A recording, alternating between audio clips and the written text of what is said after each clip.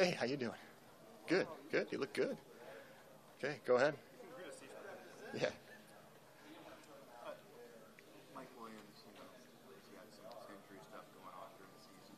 Where is he at physically? We kind of talked about it after the season is over.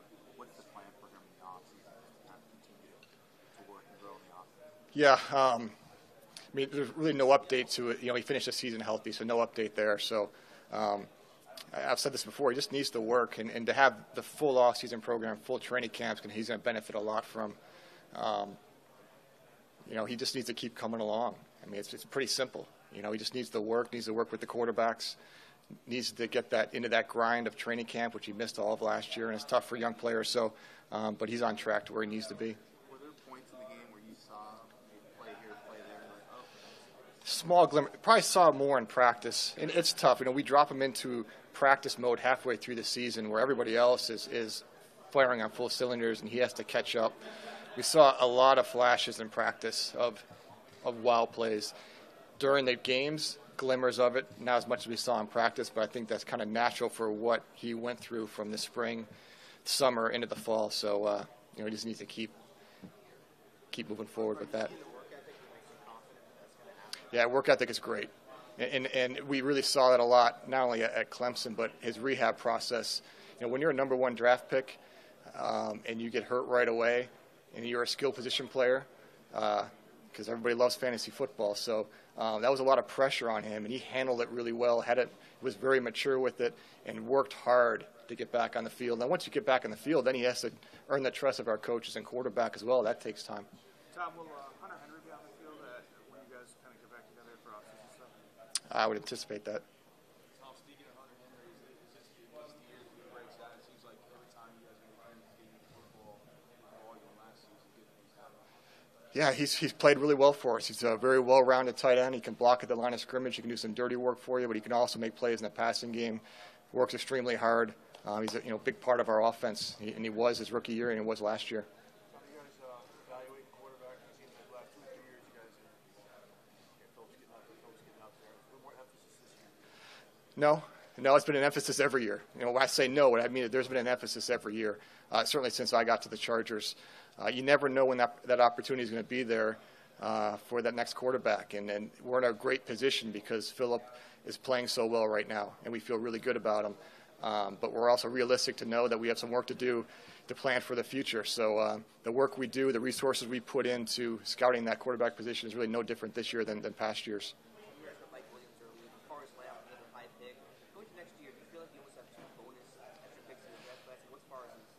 Yeah, that's glass half full, right? So we have 2 guys coming back that we're really happy about. Forrest is on track with the same no update with him from the offseason.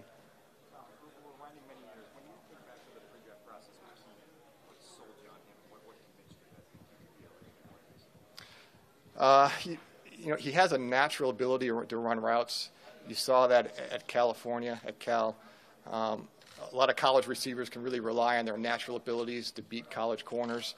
But Keenan was a very polished receiver, and a lot of that was him. A lot of that was coaching at Cal.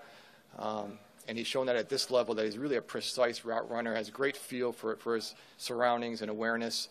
I think his basketball background, helps him out just to see the field. It's kind of like a point guard does.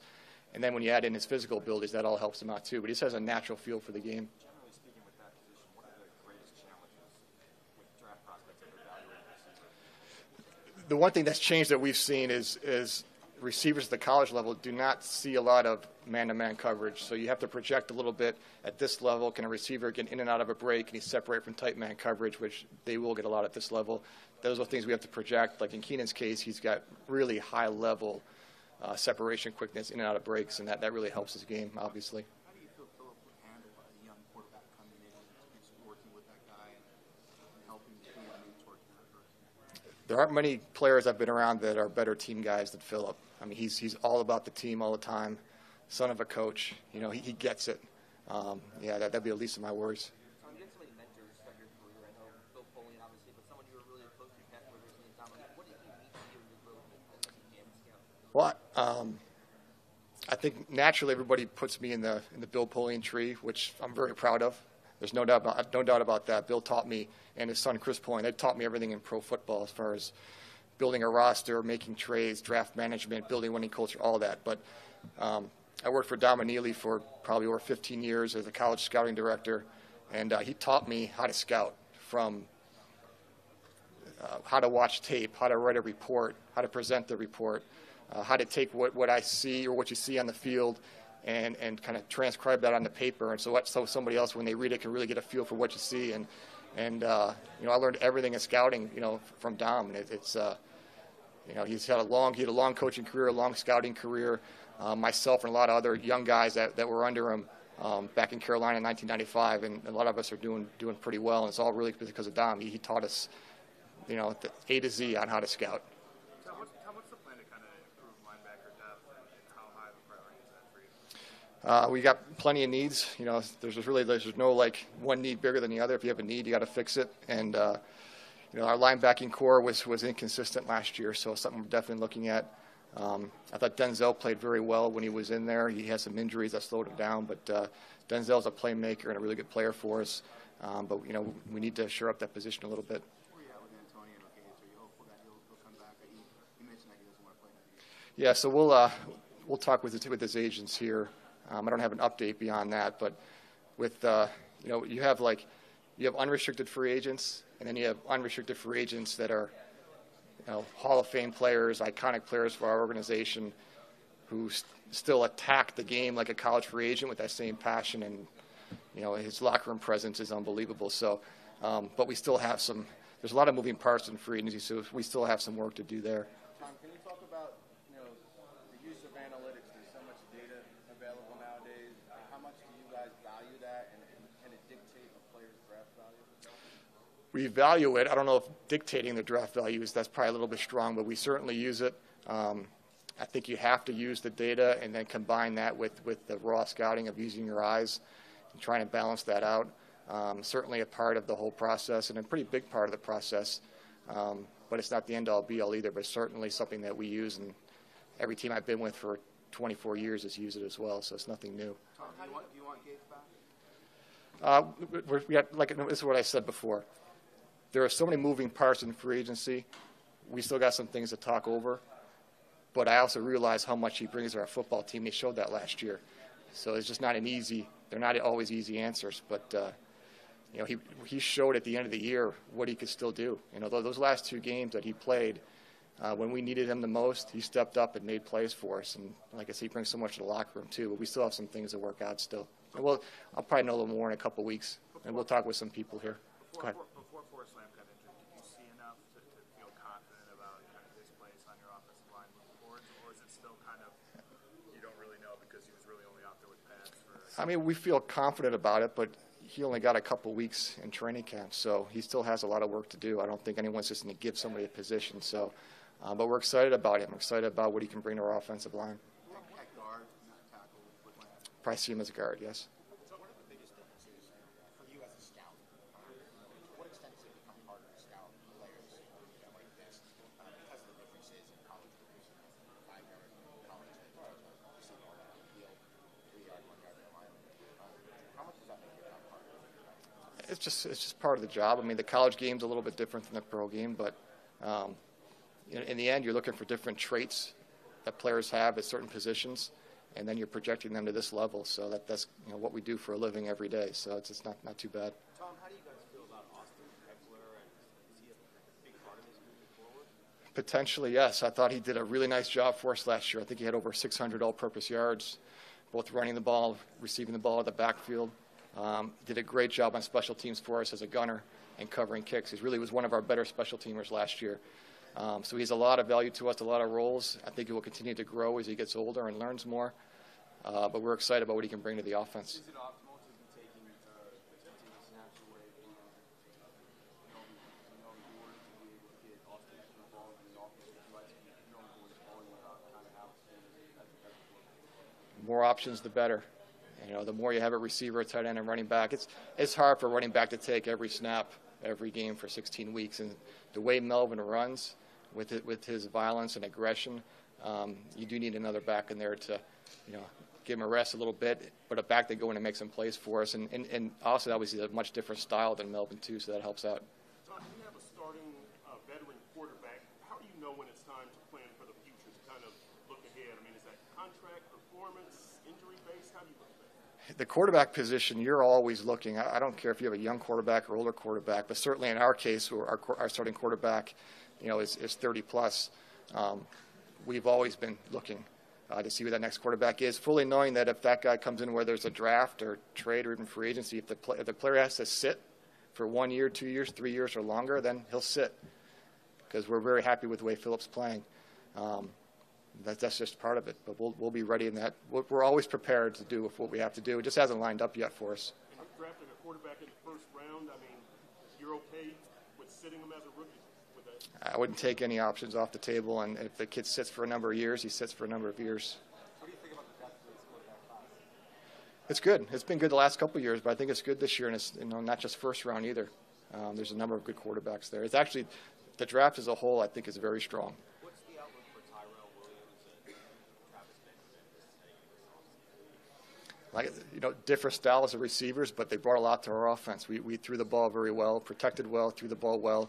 But between Keenan and Travis Benjamin, Tyrell Williams, obviously Hunter Henry, who we talked about, a couple of running backs, it gives our quarterback a lot of options.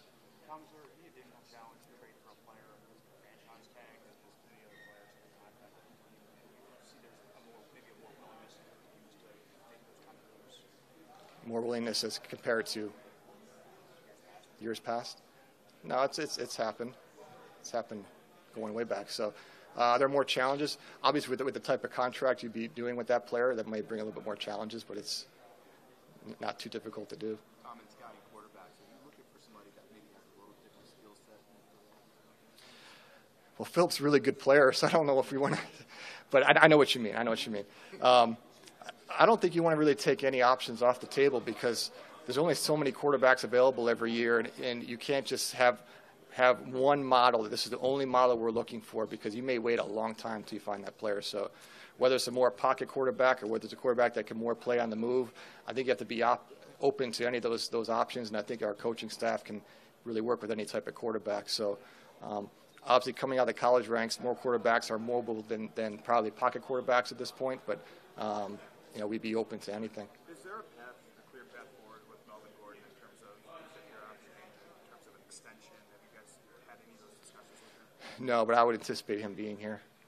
Tom, how do you guys feel about Dan Feeney? And I think he got a little run at center in training camp last year. Where's he going to settle in long term? I think a little bit of center at camp, and then mostly at guard. And then when Matt Sloss went down, he went in and played the rest of the year at left guard. He has some versatility between guard and center, so that's good for us. And we really think he can play almost equally as well at either spot. So we'll kind of see how it shakes out during the offseason, depending on who's back, who our best five are up front. But I think he could probably play either guard or center moving forward. Tom, the quarterback position was the newest start. Casey Hayward, Alex Williams, Desmond was awesome as a rookie. Now that we Jason Brett into there, how important is it to have that much depth? And your thoughts on Jason Brett? Yeah, you have to be able to cover in this league, and the more corners, the better. You can never have enough of them. Jason's been come along really well. I mean, he's really going to add to our secondary. I thought our secondary did a really nice job last year. Our defense as a whole, we kept people out of the end zone. So, but the secondary did a nice job. Didn't give up very many big plays, but you have to be able to cover, and to add him back would be a huge help. With Jason coming back, that gives you 4 starting caliber corners. Do you worry about play time? No, it's a great problem to have. And I think Desmond can do a lot of different things too. But you got to line up and cover people in this league, and the more the better, and we'll get it figured out. Two backup quarterbacks had deep playoff runs this year. Do you think that raises the price of backup quarterbacks in the market this offseason? Quite possibly, it could. Yeah, no, it's a good point. You got to have one to win, and they're hard to find, and they're an asset. And the Eagles did a great job having a quarterback like Nick Foles and come in and play as well as he did. And look, we all try and do that. We all try and have a backup that's good enough to come in and take it to the promised land as well. Hard to do, but it's all of our goals to have that guy. There's just the supply isn't always as big as you would like, but there's no doubt. What was your evaluation of how Trey Boston played, and where are you at in terms of discussion? I mean, for Trey to come in, he came in a little late in the process. Came in, played 99% of the snaps for us. I don't think he missed a day of practice. Great enthusiasm on the field, in the locker room, made plays in the passing game. Had 5 interceptions. He probably could have had 7 or 8. Came in and played really, really solid football for us. How much fun is the Lamar Jackson evaluation when you look at a guy who's maybe the most athletic guy of all 22 on the field, how unique that is? It is unique, and he is it's really a fun evaluation because watching the tape and watching him play is you don't see very often. A guy that can carry his team the way he does, and he does a number of different things really well. But those are the fun ones to watch. Tom, how did you see Nick Sirianni grow over his time with you guys that compares him to the offensive line? He's an excellent coach. Very detailed, very smart, works great with the players, knows offense very well. And I knew at some point that he would be a coordinator at this level. I was hoping it'd be a little bit later down the line for our sake, because we're a little selfish, but for him, he's earned it. And the Colts got a great football coach and a great person, too. Tom, a lot has been said about the impact of the quarterbacks coming out of the college ranks because of the spread system. How has that impacted the play and the evaluations of offensive line? I don't know if it's impacted it, but you do have, like I talked before, you're looking for certain traits that translate to this level. There's some positives of quarterbacks playing the spread system. They throw the ball a lot in college nowadays. A lot more, they throw the ball more in college now than they did 20, 30 years ago. So that helps us evaluate their arm talent.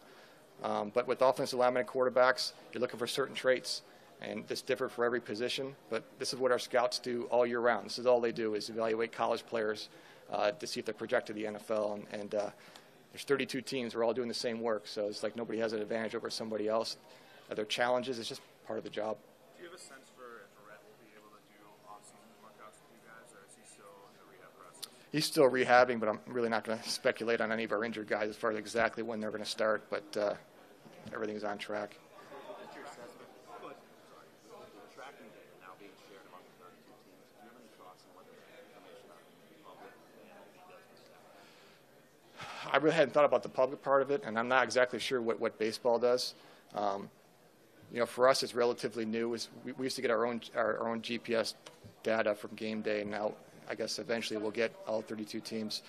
I don't know what the public value is. We still have to work through exactly what we'll use it for as far as our opponents. It's kind of exciting a little bit. It's like a brand new frontier and how we can use it both coaching-wise and scouting-wise, but it's relatively new for us. What's your evaluation on Cardale play in practice? There were moments in practice he looked really, really good, and there was moments in practice he looked like he still needs some work, which is natural for a young quarterback.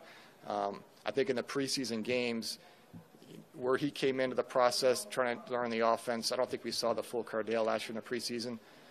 I liked what I saw in practice.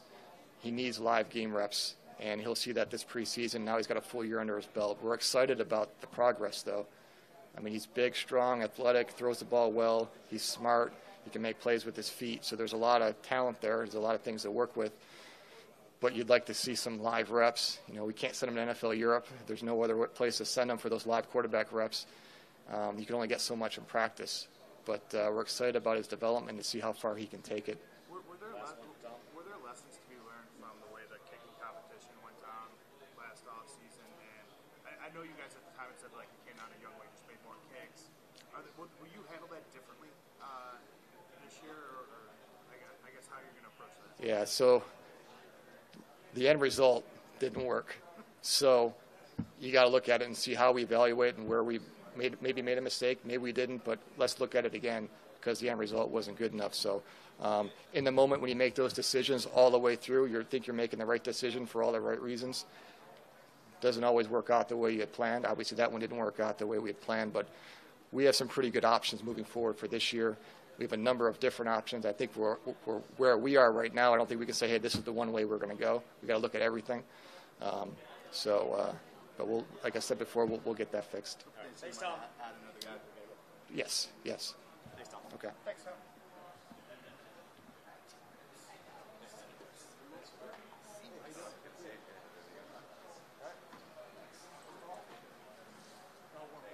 It's all warming up. Same people. Good afternoon. Coach, year 2, combine,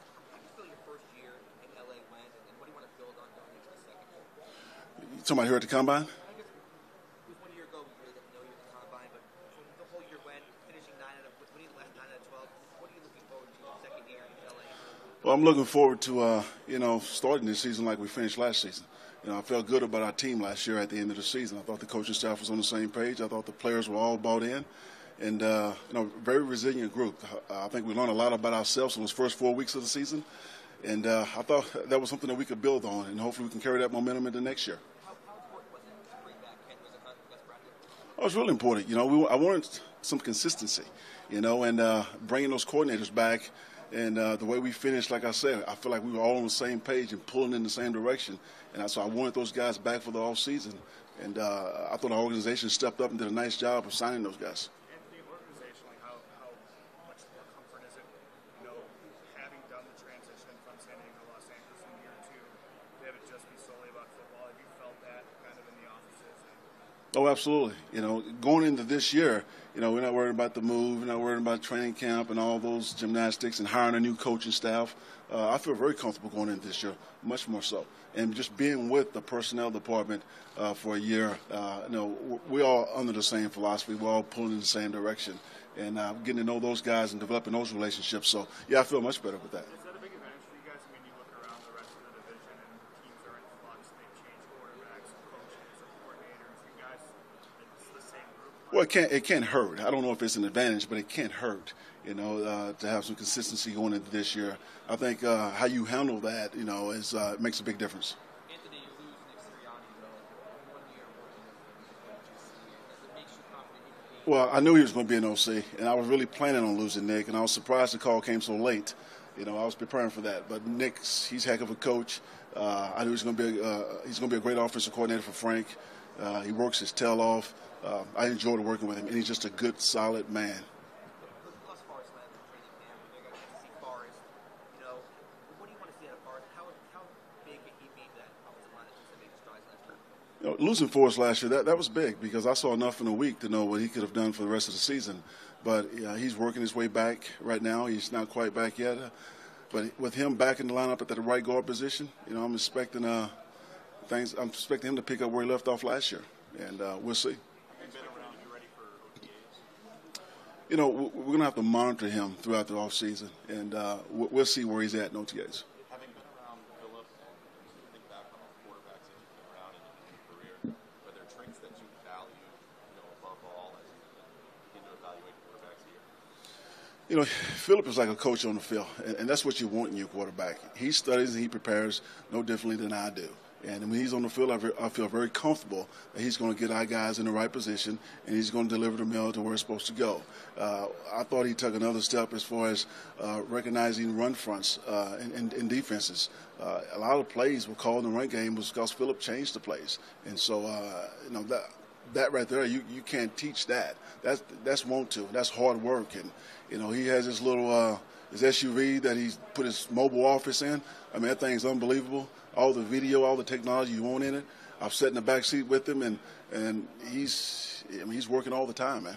Given his age, are these first-round quarterbacks in play for you? No, everybody's in play for us. We're trying to get better. So, not just quarterback. I mean, every position. How comfortable are you with Melvin Gordon as kind of the long-term running back in this organization? And what did you see from him in 1 year? The way he finished the season, I'm very comfortable. I mean, I thought he was one of the best runners in the game in the last 4 weeks. And it just seems like the bigger the game, the better he plays. I do think we're going to have to monitor that knee a little bit. He was gimpy a little bit at the beginning of the season, I think, because he maybe pushed too much in training camp.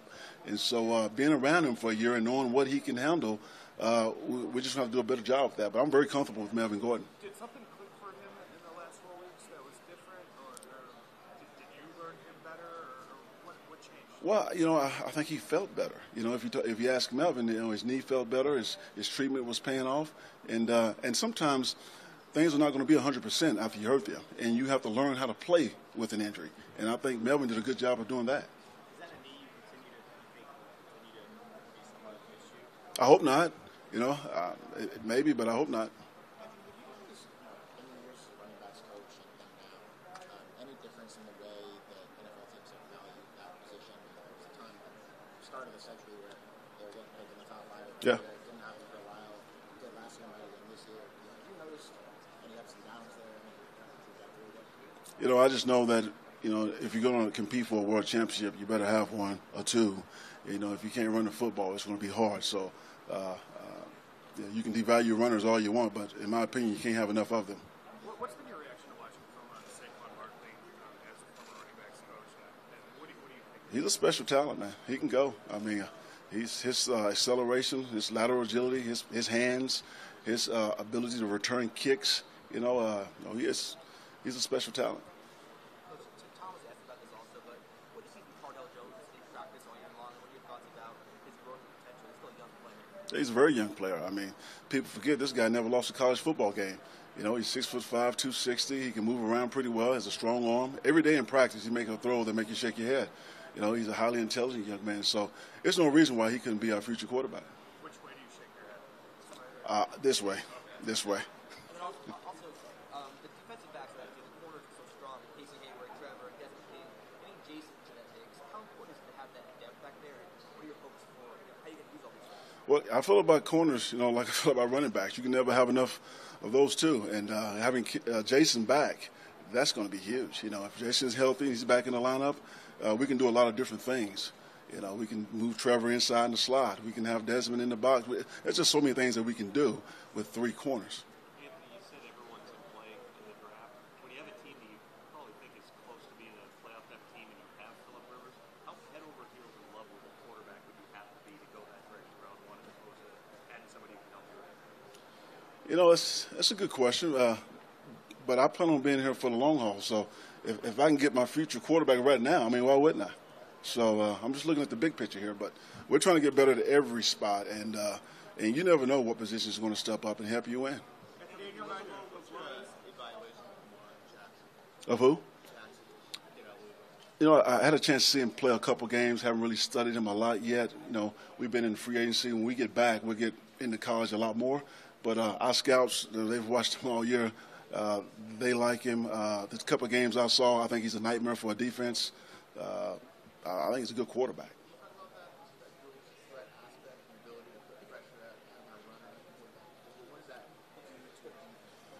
Well, when you have a guy that can move around a little bit like Lamar, you make a defense play 11 on 11. And sometimes they think that's not fair, But when the offense can go 11 on 11, that's a defensive coordinator's nightmare. So that's what he brings to the table. Statistically, you guys had a pretty good defense last year, but where do you guys need to get better in it? Are there any positions? No, we have to stop the run, no doubt about it. That was a Achilles heel all year was stopping the run, and some of that is coming from the linebacker play. I think we need to get better at linebackers, and we have those edge rushers, and I love my edge rushers. But to catch 22, the edge rushers is sometimes they open up running lanes. But I thought Joey Bosa, Melvin Ingram, I thought they did a good job once we emphasized stopping the run of playing more down the middle and playing more run technique versus pass technique, and that's really unselfish of those guys. You weren't able to get him on the field as often as you might have liked, but what were you able to learn about last year's first-round rookie Mike Williams? When he's healthy, he can help us win, and it's just unfortunate that he was hurt most of the time. How do you decide what you want in a backup quarterback between a young developing guy or a kind of a steady veteran? Say that again? How do you decide what you want in a backup quarterback between a young developing guy and maybe a steady veteran? If you're a backup in our league, you have to be extremely intelligent, I think, because you're not going to get the reps that the starters are going to get. And so if something happens in a game, that guy goes down, you step in, we're not going to call plays differently. We're not going to do anything like that. You need to know our system. You need to know what you're doing. And at the quarterback position, that's critical because you may be handling protections. You may be handling hots. You're delivering the mail. And we feel like we have that in Cardell Jones and in Kellen Clemens. You spent a lot of time last offseason talking about trying to find a complimentary back for Melvin. Is Austin Eckler that guy? I think Austin did a heck of a job last year, but I like to have a tandem backfield. I think when it was D'Angelo Williams and Jonathan Stewart, I love the way 10 years ago they started that attack with the tandem backfield. And I just think it's two different skill sets, keeps the defense off balance. And anytime you can attack a defense that way, why wouldn't you? I played in the backfield with Terrell Davis. He carried the ball 400 times a year. And you can't be at your best 400 times a year. You're going to have to take some time off. And so when you got two guys doing it, I think then you have a better chance to have a better rush attack. Is that Austin, though, or is that going to be a more physical type guy? I think Austin can compete for that spot, but we need to get someone else to compete for that spot as well. Is that something looking forward to next year? Maybe scaling down Melvin's touches just a little bit with somebody like Austin. Scaling down Melvin touches, I think we were 20th in the league in rush attempts. But you're talking about giving Melvin the ball more.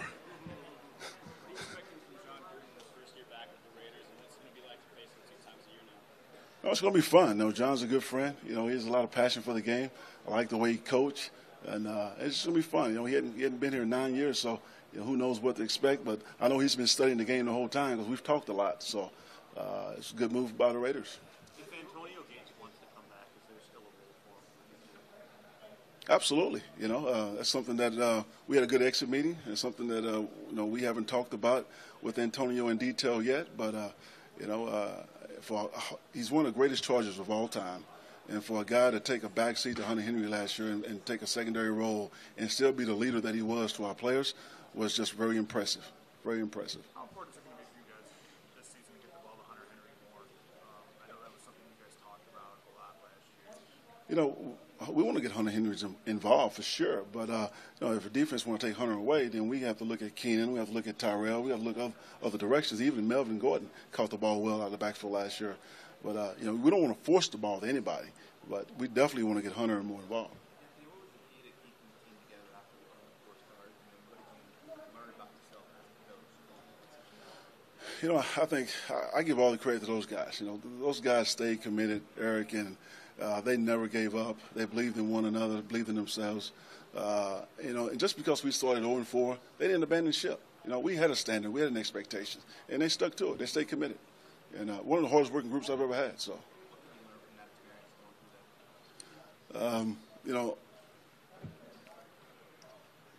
just like I said, just stay committed. Just because it doesn't work out the first time, doesn't mean that you're not doing the right things. We put a lot of time and effort in the off season into building that thing the way we wanted to build it, and we felt like it paid off later. I wish we could have started earlier, but I learned a lot about myself as far as being a new head coach. I think at one point everybody in the building got the memo that I was a head coach, but me. I still was trying to be an offensive coordinator. I was still trying to be a running back coach. I need to be a little more hands-off, let my guys do their job, and embrace my role as a head coach in this team. I thought that helped things flow a little better. And just I don't know. I mean, we lost some tough ones. It wasn't like we weren't in those games. Those were some close losses, but I just knew the way that team worked, the way that team showed up and prepared, at some point it was going to turn. Time for two more, guys. The kicker question yet? What's up? Anybody asked you about kicker? Do you have to? Bring it up. How important is to get that position solidified next year with what happened in 2017? Well, I mean, we addressed it right after the season. We brought in Robert, and he's a young talent. He's bounced around a little bit. We're still looking to bring in some competition there with him. And we'll see. We can find it in the draft. We may address it in the draft. If not, maybe free agency. But I really would like to get a young guy that can grow with the organization and be a part of that locker room. Did you learn any lessons from the way that you guys kind of conducted the field goal kicking battle last year? And are you doing similarly this year, or are you going to change? No, I think it'll be similar. Last year that kid stepped in and he won the job. And we pulled the trigger to move on because he was a rookie and didn't have a lot of experience with him. But maybe if we'd have kept him, maybe he would have been fine. I don't know. But competition is competition. I don't know if we'd do it any different. All right, thanks, guys. Yeah, good.